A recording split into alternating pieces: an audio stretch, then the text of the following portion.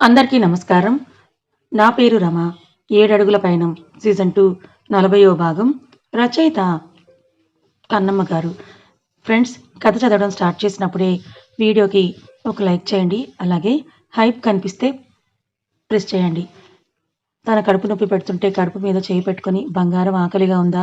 నీకు అమ్మ పొద్దున్నుంచి ఏమీ తినలేదు కదా అని గుర్తు చేస్తున్నావా అనుకుంది. తన బ్యాగ్‌లో ఏమైనా ఉన్నాయా అని చూసింది. అందులో ఒక బిస్కెట్ ప్యాకెట్ ఉండడంతో తినాలని అనిపించకపోయినా తప్పదు అని తినాలనుకుని తిన్నది. అప్పటికే రాత్రవడంతో అందరూ నిద్రకి ఉపక్రమించారు. తన ఆలోచనలు పరిపరి విధాలుగా ఉండగా తన మీద ఒక చేయి పడింది. ఇందాక తనతో మాట్లాడిన ఆమె అయ్యుంటుందని వెనక్కి తిరిగి చూసి షాకయింది. అక్కడ ఒక అబ్బాయి నిల్చొనున్నాడు. ఆ అబ్బాయి ఏమాత్రం ఇప్పుడున్న హీరోలకు తగ్గకుండా చాలా హ్యాండ్సమ్‌గా ఉన్నాడు. సిక్స్ ప్యాక్ బాడీకి సూటీ నుదురు ఆకర్షించే కళ్ళతో అందంగా ఉన్నాడు. ఆ అబ్బాయి వెళ్ళేదానివి నన్ను కూడా రమ్మనాల్సింది కదా! నేను రానంటానా? లేక నీకు తోడుగా ఉండను అని అన్నానా? అని అన్నాడు. ఆ అమ్మాయి అతన్ని హత్తుకొని మధు అని అంటూ ఏడుస్తూ ఉంది. అక్కడ అందరూ కూడా వాళ్ళని వింతగా చూస్తూ ఉన్నారు. ఆ అమ్మాయి కాసేపటికి నార్మల్ అయ్యి అమ్మా వాళ్ళు అని అంటూ మాట రాక ఆగిపోయింది. వాళ్ళు బానే ఉన్నారు. ఇంకా మీ ఇంట్లో ఎవరికీ ఈ విషయం తెలియదు. పద ఇంటికి వెళ్దామని అన్నాడు ఆ అబ్బాయి. లేదు మధు, నేను రాలేను. నాన్నకి ఈ విషయం తెలిస్తే అంతే అని ఏడుస్తూ ఉంది. పిచ్చిదానిలా మాట్లాడకు దివ్యమ్మ. అలా ఏం కాదు. ఇంట్లో ఎవరికీ తెలియకుండా చూసుకుందాం. నువ్వలా వచ్చేశావని తెలిస్తే మీ నాన్న తట్టుకోలేరు. అర్థం చేసుకో అని బ్రతిమలాడసాగాడు మధు. రేయ్! నిన్నటి వరకు నేను బావ ఏం చేసినా భరించాను. కానీ నాతో మాత్రమే ఇలా ఉంటాను. ఇక ఎవరితో ఇలా ప్రవర్తించనని అనుకున్నానురా. కానీ నా నమ్మకాన్ని మొత్తం కాదని నిరూపించాడు. అలాంటి వాడి దగ్గరికి మళ్ళీ ఎలా వెళ్ళగలనని అంటుంది దివి. సరే ఒకటి చెప్పు. నువ్విలా రావడం వల్ల ఏదైనా లాభం ఉందా? ఇప్పుడు నువ్విలా రావడం వల్ల మీ నాన్న పరువు ఎంతలా పోతుందో ఆలోచించావా? ఎవరి కోసం నువ్వు ఇన్ని రోజులు మీ బావని భరించావో వాళ్ళ పరువే తీస్తావా? ఇప్పుడు మీ ఇంటి పరువు, ఇంకా మీ మామయ్య పరువు 2 నీ చేతుల్లోనే ఉన్నాయని అన్నాడు మధు. దివి కాస్త ఆలోచనలో పడింది. కనీసం నువ్వు ప్రెగ్నెంట్ అన్న విషయం మీ బావకి చెప్పావా? అని అడిగాడు మధు. దివి ఏడుస్తూ లేదని తలూపింది. ఏమని చెప్పాలిరా?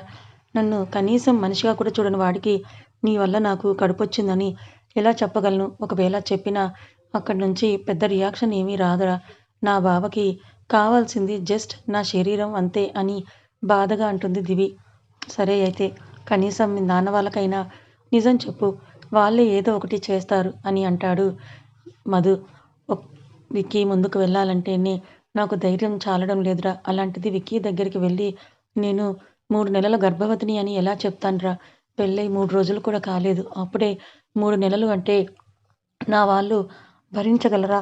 ఇలా వచ్చేసినందుకు వాళ్ళు నా గురించి ఆలోచించకుండా విక్కీకి నోట్ రాశాను అని బాధగా అంటుంది దివి. నోట్ రాశాను అని అంత తేలిగ్గా ఎలా చెప్తున్నావు దివ్యమ్మ?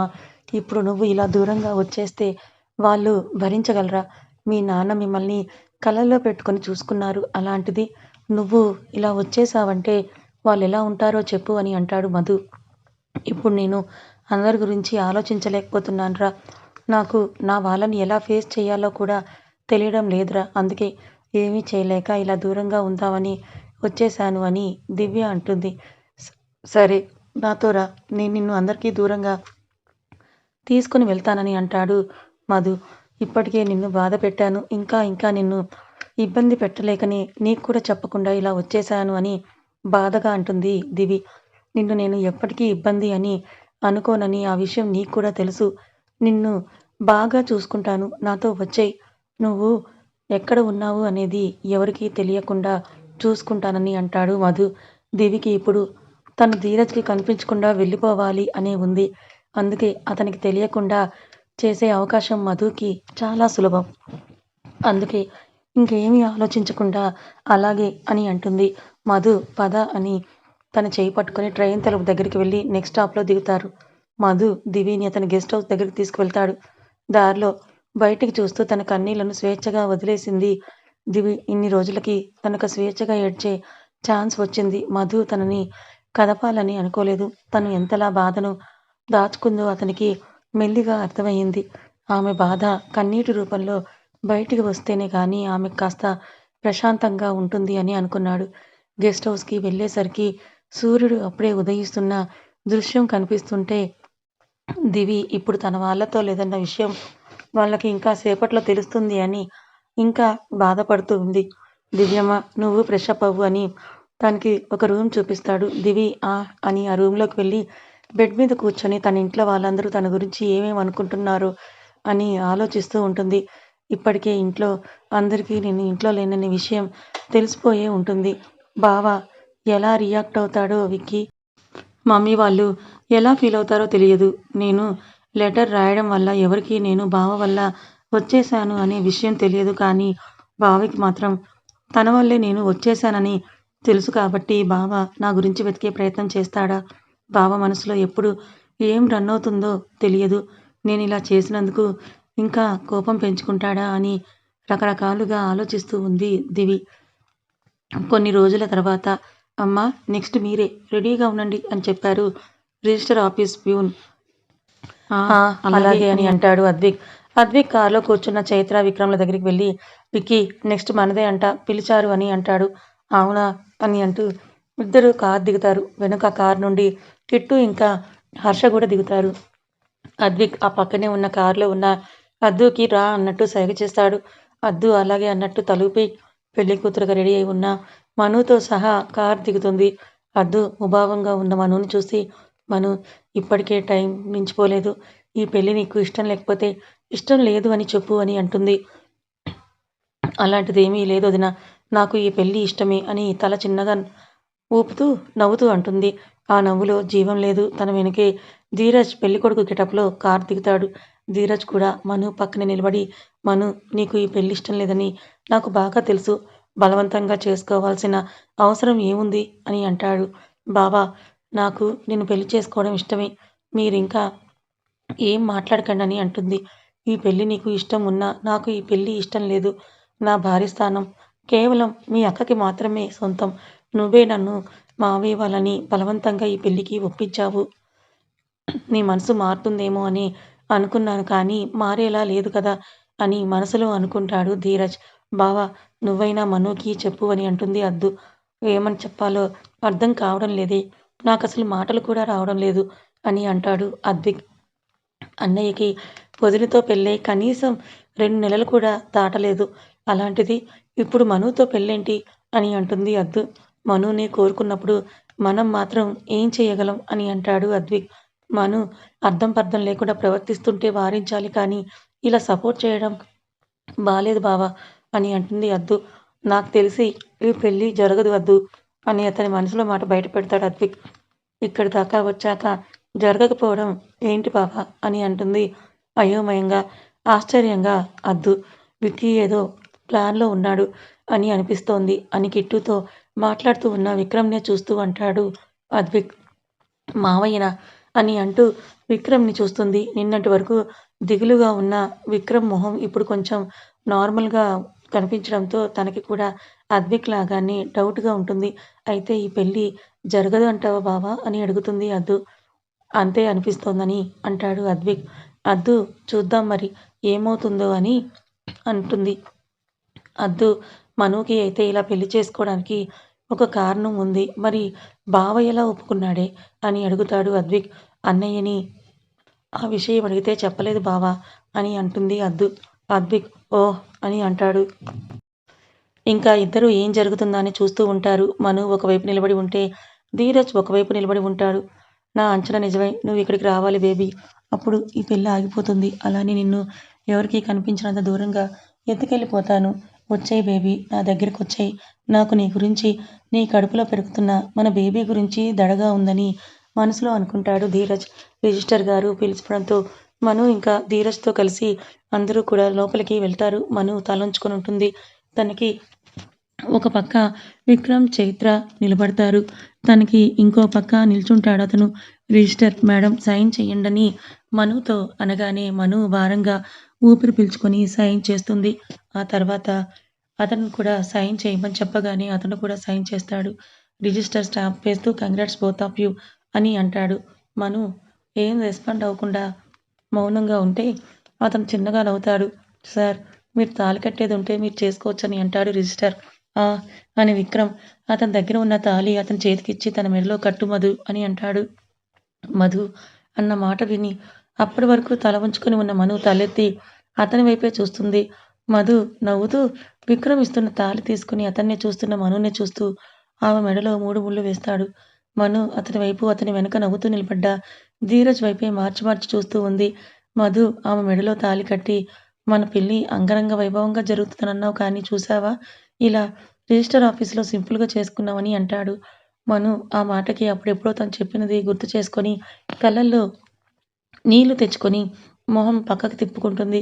అసలు తనకి గట్టిగా అరవాలని ఉంది కానీ తనెక్కడ ఉందో చూసుకొని తన ఫీలింగ్స్‌ని కంట్రోల్ చేసుకుంటూ ఉంది. విక్రమ్ మధుని చూస్తూ థాంక్స్ మధు అని అంటాడు. విక్రమ్ మధు చేతులు పట్టుకొని మీరు నాకు థాంక్స్ చెప్పడం ఏంటి మావయ్య? నేనే మీకు థాంక్స్ చెప్పాలి. నాకింతటి బంగారాన్ని ఇస్తున్నందుకని మనుని చూసి అంటాడు. మను ఏం మాట్లాడకుండా సైలెంట్‌గా ఉంటుంది. అందరూ ఇంకా నవ్వుకొని బయటకొస్తారు. ధీరజ్ ఏదో ఆలోచిస్తూ నడుస్తూ ఉంటాడు. అతనికెవరో తన్నే చూస్తున్నట్టు అనిపిస్తుంటే చుట్టూ పరిశీలిస్తాడు. కానీ అక్కడ ఎవరూ కనిపించరు. అతనికి దూరంగా ఉన్న కారులో కూర్చున్న దివి బయటకొస్తున్న అతన్ని అపురూపంగా చూస్తూ ఉంటుంది. తన చూపులు అతన్ని తాకినట్టున్నాయి. అతను అలా చుట్టూ చూడడం చూసి నేను నిన్ను చూస్తున్నట్టు నీకర్థమయింది కదా బావా! అందుకే నా కోసమే చూస్తున్నావు కదా! అని అనుకుంటుంది మనసులో. ఇప్పుడేంటి ఈ ఫీలింగ్? నేను దివికి దగ్గరగా ఉన్నప్పుడే కదా నాకిలా అనిపిస్తుంది. మరి ఎందుకు ఇప్పుడు నాకు ఇలా అనిపిస్తోంది? అంటే దివి ఇక్కడే ఎక్కడో నన్ను చూస్తూ ఉందా అని అనుకోగానే అతని మనసు ఉప్పొంగుతుంది. అవునని హెచ్చరిస్తుంది. యెస్! దివి ఇక్కడికొచ్చింది. నా అంచనా, నా నమ్మకం అన్నీ నిజం చేస్తూ ఇక్కడికొచ్చింది. కానీ ఎక్కడుంది? కనబడకుండా ఇలా దాగుడు మూతలు ఆడుతోందా? నాకు కనపడకుండా ఉండడానికి కదా తను వెళ్ళిపోయింది. అందుకే ఇప్పుడిక్కడికి వచ్చి కూడా నాకు కనిపించకుండా ఉంటుంది.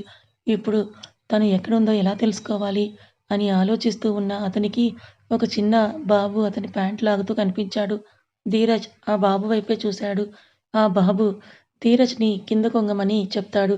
అతను ఎందుకలా చెప్తున్నాడనేది ధీరజ్‌కి అర్థం కాక ఆ! అని కిందకొంగుతాడు. ఆ బాబు ధీరజ్ బుగ్గ మీద ముద్దు పెట్టి I love you and I miss you బావ అని చెప్పేసి పరిగెత్తుకుంటూ వెళ్ళిపోతాడు. ఆ బాబు చేసింది, చెప్పింది అర్థం చేసుకోవడానికి ధీరజ్‌కి ఒక నిమిషం పట్టింది. షాక్ నుంచి తేరుకొని చూసేలోపు ఆ చుట్టుపక్కల ఎక్కడా ఆ బాబు కనిపించలేదు. యెస్! దివి ఇక్కడికొచ్చిందని ఆనందంగా అనిపిస్తుంటే చుట్టూ చూస్తాడు. అతని కళ్ళలో నుంచి అతనికే తెలియకుండా ఏర్పడిన తడి అతన్ని చాటు నుంచి చూస్తున్న దివి కంట్లో పడింది. నీ కంట్లో నీరు ఫస్ట్ టైమ్ చూస్తున్నాను బావ. అది కూడా నా కోసం. కానీ కన్నీటికి కరిగిపోయి నేను నీ దగ్గరికి రాలేనని బాధపడుతూ తన కడుపు మీద చెయ్యి వేసుకొని అక్కడి నుంచి ధీరజ్‌కి కనిపించకుండా వెళ్ళిపోతుంది. ధీరజ్ చుట్టూ వెతికి ఎక్కడా కనిపించకపోవడంతో ఒక దగ్గర నిలబడతాడు. ఏమైందన్నయ్య ఇక్కడ నిలబడ్డావు? అంత కంగారుగా ఉన్నావేంటి? అని అడుగుతుంది అద్దు. ధీరజ్ ఏం లేదు మా పద వెళ్దాం అని అంటాడు. అద్దు ఆ అని అతనితో పాటు వెళ్తుంది. అద్విక్ కారులో కూర్చోమని చెప్పడంతో ధీరజ్ ఒకసారి అక్కడ మొత్తం చూసి కారులో కూర్చుంటాడు. నేను అనుకున్నట్టే వచ్చింది కానీ నా కంటికి కనపడలేదని అనుకుంటూ సీట్‌కి వెనక్కి ఆనుకుని కళ్ళు మూసుకుంటాడు ధీరజ్. బావా ఒక క్వెషన్ అడగనా అని అద్విక్‌తో అంటుంది అద్దు. ఒకటేంటి 100 అడుగు అని నవ్వుతూ అంటాడు అద్విక్. నాకన్నీ డౌట్స్ లేవు కానీ మధు అన్నయ్య కరెక్ట్ టైంకి ఇక్కడికెలా వచ్చారని అడుగుతుంది అద్దు. అది నన్ను కాదు మీ అన్నయ్యని అడిగితే బావుంటుంది అని అంటాడు అద్విక్. అన్నయ్యనా? అని అయోమయంగా ధీరజ్ వైపే చూస్తుంది అద్దు. హా! అని అంటాడు అద్విక్. నాకేం అర్థం కాలేదు బావ అని అంటుంది అద్దు. అద్విక్ నవ్వుతూ ఏంటి బావ చేసిందంతా చేసి సైలెంట్‌గా ఉన్నావు అని అంటాడు. నేను చేసిందేం లేదు బావ. అక్కడ మను, మధు ఒకరినొకరు ఇష్టపడుతున్నారు. ఏదో చిన్న గొడవ వల్ల మను డిస్టర్బ్ అయి నన్ను పెళ్లి చేసుకుంటానని ప్రపోజల్ పెట్టింది. ముందేదో జోక్‌గా అంటుందని అనుకున్నాను కానీ సీరియస్‌గా అన్నదని మామయ్య వాళ్ళతో మాట్లాడాకే నాకు అర్థమైంది. నేను ఒప్పుకుంటే 2 మంచి జరుగుతాయని అనుకున్నాను అని అంటూ దివి గుర్తుకొచ్చి ఆగిపోయాడు. మను పెళ్లిలోపు తన మనసులో మధు ఉన్నాడని చెబుతుందని అనుకున్నాను. కానీ తను చెప్పలేదు. ఇంకా చెప్పదని అర్థమైంది. అందుకే డైరెక్ట్‌గా మధుతో మాట్లాడే వాళ్ళ పెళ్లి చెయ్యాలని అనుకున్నాను. మధుతో మాట్లాడాక అతను కూడా తనని ఇష్టపడుతున్నాడనే విషయం అర్థమై మామయ్య వాళ్ళకి చెప్పాను. వాళ్ళు కూడా ఓకే అనడంతో పెద్దగా ప్రాబ్లమ్ రాలేదు. మను లాస్ట్ వరకైనా ఈ పెళ్లి వద్దు అని అంటుందని అనుకున్నాను కానీ తను సైన్ చేశాకే అర్థమైంది.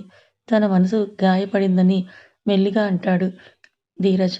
వాళ్ళ మధ్య చిన్న గొడవ జరిగితేనే మను ఇలా వేరే అతన్ని పెళ్లి చేసుకుంటానని అంటుందా బావా అని అంటాడు అద్విక్. బావా, ఒక విషయం చెప్పనా? ఒకరి ప్రేమ మనల్ని సంతోషపెడుతుంది అంటే అదే ప్రేమ మనల్ని బాధ కూడా పెట్టగలదు. ప్రేమ చేసిన గాయానికి ప్రేమే బావ మందు అని అంటాడు ధీరజ్. మధు అన్నయ్య మీద ఇప్పుడు మను కోపంగా ఉండుంటుంది కదా అని అంటుంది అద్దు. ధీరజ్ ఆ అని అంటాడు. ధీరజే మళ్ళీ మాట్లాడుతూ ముందే మనుకి ఈ విషయం చెప్పుంటే తను ఖచ్చితంగా తప్పించుకునే ప్రయత్నం చేసేది. అందుకే పెళ్లి జరిగేంత వరకు చెప్పలేదు. సైన్ చేసే టైంకి అతను రావడం, ఇలా పెళ్లి జరగడం మంచిదే అయింది. మనుకి తన ప్రేమ దొరికిందని అంటాడు ధీరజ్. హ్మ్. బానే ఆలోచించావన్నయ్య అని అంటుంది అద్దు. ధీరజ్ చిన్నగా నవ్వి వదిలేస్తాడు. అతని ఆలోచనలన్నీ దివి చుట్టే తిరుగుతున్నాయి. విక్రమ్ ఇంటికి చేరారు కొత్త జంట. చైత్ర ఇద్దరిని గుమ్మం దగ్గరే ఆపి హారతిచ్చింది. చైత్ర హారతివ్వగానే మను కోపంగా మధు వైపు, అక్కడున్న అందరి వైపు చూసి తన రూంలోకి వెళ్ళబోయింది. విక్రమ్ మను అని పిలిచాడు. మను వెనక్కి తిరగకుండా నిలబడింది. కోపం ఉంటే చూపించు, ఇలా మౌనంగా వెళ్ళిపోతే ఎలా అని అంటాడు విక్రమ్. మను విక్రమ్‌ని హత్తుకుని ఏడుస్తూ ఉంది. విక్రమ్ తన వెన్ను నిమురుతూ ఏడవకు తల్లీ ఏడవకు అని అంటూ తనని ఓదారుస్తూ ఉంటాడు. ఎందుకు డాడీ ఇలా చేశారు? నేనంటేనే ఇష్టం లేని వాడిని ఎందుకు నాకు జత చేశారు? ఇప్పటికే ఏడుస్తున్నాను. ఇంకా ఇంకా ఏడవాలని ఇలా చేశారా అని ఏడుస్తూ అడుగుతుంది.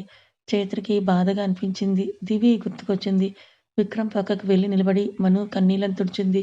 ధీరజ్ అప్పుడే లోపలికొస్తూ మను అడిగిన ప్రశ్నకు మావయ్య నువ్వు ఇంకా ఇంకా బాధపడాలని అనుకునే ఉంటే నువ్వు ప్రేమించిన వాడితో నీ పెళ్లి చెయ్యాలని అనుకోరు మను అని అంటాడు. ప్రేమ ఇరువైపుల నుండి ఉండాలి బావా. అలా ఉండకపోవడం వల్లనే కదా అక్క నీకు దూరం అయ్యింది అని అంటుంది మను. ధీరజ్ ఆ మాటకి విరక్తిగా నవ్వి మేమిద్దరం ఒకరినొకరం ప్రాణం కన్నా ఎక్కువగా ఇష్టపడ్డాం మను అని అంటాడు. ఇద్దరు ఒకరిని ఒకరు ఇష్టపడి ఉంటే మా అక్క ఇక్కడే ఉండేది.